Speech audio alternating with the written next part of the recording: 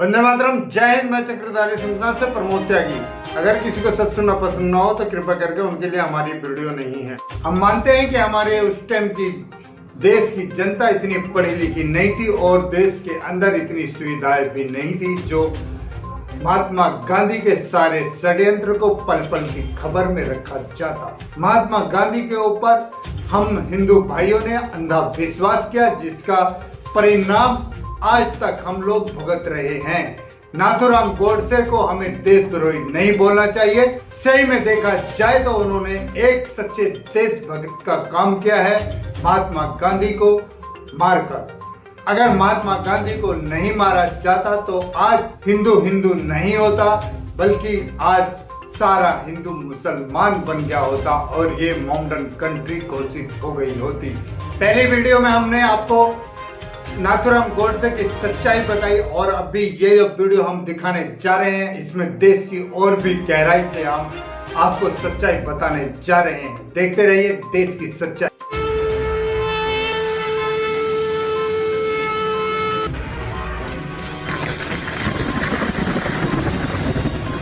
पाकिस्तान में हो रहे भीषण रक्तपात से गांधी ने एक बार भी जिन्ना को पलटकर जवाब नहीं दिया। पाकिस्तान से जान बचाकर भागकर आने वाले विस्थापित हिंदुओं को पुलिस ने मस्जिदों में शरण दी। महात्मा गांधी ने ऐलान कर दिया कि हिंदुओं को तुरंत निकाल दिया जाए। मस्जिद जैसी पवित्र जगह पर हिंदुओं का रहने का अधिकार नहीं है। मुसलमानों के जरा से कहने पर गांधी ने इतना बड़ा स्टेप लिया था। हजारों शरणार्थी हिंदुओं को रातों रात ठिठुरती सर्दी में बाहर निकाल दिया गया था। और गांधी में एक और खास बात थी कि गांधी हिंदुओं का विरोध करते थे और मुसलमानों की शरण में जाकर बैठते थे और हिंदुओं को अहिंसा का पाठ पढ़ाकर गुलाम बनाकर रखना चाहते थे। इस सारे इतिहास को पढ़ के शक होता है कि गांधी कोई हिंदू नहीं था, वो सेकुलरवादी मुसलमान था जो मुसलमान शासन चाहता था। इस सारी घटना से यही शक होता है कि गांधी ने इस्लाम स्वीकार कर लिया था। उस भीषण सर्दी में मस्जिद से हजारों पुरुषों को, स्त्रियों को उनके बच्चों के साथ निकाल दिया गया, जिसका परिणाम हुआ कि सुबह होते होते 20 से 25 लोगों की मृत्यु हो गई। महात्मा गांधी से जब कुछ हिंदुओं ने सवाल किया कि आपने इस तरह का दुर्व्यवहार नार्थ हिंदुओं के साथ क्यों किया, तो महात्मा गांधी ने कड़क लहजे में कहा कि ये पाकिस्तान छोड़ के आए क्यों, इन्हें वहीं मर जाना चाहिए था। महात्मा गांधी दिल्ली स्थित मंदिर में अपनी प्रार्थना करने से पहले कुरान का पाठ किया करते थे, लेकिन किसी भी मस्जिद में जाकर महात्मा गांधी ने कभी भी गीता का पाठ नहीं पढ़ा। और प्रार्थना सभा के दौरान ही महात्मा गांधी ने मंदिर में नमाज पढ़ी। पुजारी और बहुत सारे हिंदुओं ने गांधी की इस बात का विरोध किया, लेकिन गांधी ने इस बात को दरकिनार कर दिया। लेकिन महात्मा गांधी किसी भी मस्जिद में जाकर गीता या भजन नहीं करते थे। हमें दुख होता है उन हिंदुओं पर जो महात्मा गांधी के ऊपर आंख मीच कर विश्वास कर रहे थे।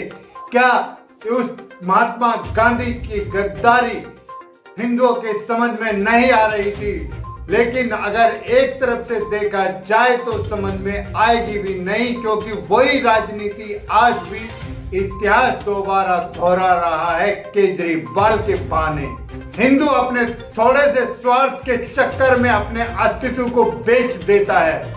महात्मा गांधी नीति अनीति का लेस मात्र भी विचार नहीं करते थे। 14 जून 1947 को अखिल भारतीय कांग्रेस समिति की बैठक में भारत विभाजन का प्रस्ताव अस्वीकृत होने वाला था, लेकिन गांधी ने वहां पहुंचकर प्रस्ताव का समर्थन किया।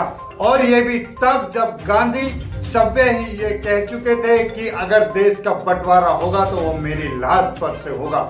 गांधी की इस गिरगिट चाल पर ना ही देश का विभाजन हुआ, लेकिन गांधी की गिरगिट चाल से देश का विभाजन ही नहीं हुआ, बल्कि लाखों हिंदुओं का नरसंहार भी हुआ। लेकिन गांधी ने कुछ नहीं कहा। धर्मनिरपेक्षता के नाम पर गांधी तुष्टीकरण की राजनीति करते रहे और आज की डेट में इतिहास बताता है कि तुष्टीकरण की राजनीति के जन्मदाता अगर कोई था तो वो है महात्मा गांधी। मुसलमानों ने जब हिंदी को राष्ट्रभाषा बनाए जाने का विरोध किया तो महात्मा गांधी ने मुसलमानों का पक्ष रखते हुए हिंदी को राष्ट्रभाषा नहीं बनने दिया। महात्मा गांधी ने मुसलमानों के इस संघर्ष में उनका साथ दिया और भारत से हिंदू राष्ट्रभाषा हटाकर हिंदी, उर्दू और अंग्रेजी भाषा रखकर खिचड़ी भाषा में तब्दील करवाने वाले महात्मा गांधी ही थे। महात्मा गांधी हिंदुओं का अस्तित्व जब भी मिटा देना चाहते थे अगर नाथूराम गोडसे उनको उस समय पर गोली नहीं मारते तो शायद आज तक हिंदू होता भी नहीं। कुछ लोगों के वंदे मातरम के गाने का विरोध करने पर गांधी ने मुसलमानों का किया समर्थन और इस पावन जनगण मन के गीत को बना दिया गया राष्ट्रगीत, जबकि हमारे देश का राष्ट्रगीत वंदे मातरम था। गांधी ने कई जगह महाराणा प्रताप, शिवाजी और गुरु गोविंद जैसे महान मूर्तियों को पदभ्रष्ट कहा और वहीं गांधी मोहम्मद और जिन्ना को कायदे आजम कहा करते थे। कांग्रेस ने 1931 में राष्ट्र ध्वज बनाने के एक समिति का गठन किया जिसमें भगवे झंडे की मांग की गई, लेकिन महात्मा गांधी ने भगवे झंडे की जगह तिरंगे को रखा।